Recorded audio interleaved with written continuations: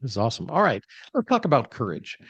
People like you, where did you find the courage to create your own business? That can be scary for some people. Where did you find the courage to step out and start doing a podcast?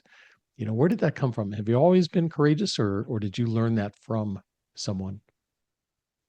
I have not always been courageous, but I grew up as the youngest with two older brothers, and so you kind of just get thrown into the crazy stuff of life when you're when you're the baby of the family. So I wouldn't say that I've always been courageous, but I think I have always just been exposed to maybe doing things differently or being the oddball out, from kindergarten days. Like my brothers are playing with lightsabers, and I'm like, who's going to play with my dollhouse? So I've always kind of been the oddball out on some things, and so just kind of knowing like, hey, what's the worst that can happen? Maybe it flops and you're embarrassed. And I also have a personality where I do kind of always want to look like I have my stuff together, and it's only recently that I've been a little bit more vulnerable with that. But in the back of my mind, it's always been, what's the worst that can happen? So I think that Yes. paired with other people encouraging me and be like, oh, you can do this. Like my mother encouraged me to start my business. And then when I brought that idea to my husband, he's like, oh yeah, like let's do that. Let's see what that can become. And when you have people rallying in your corner,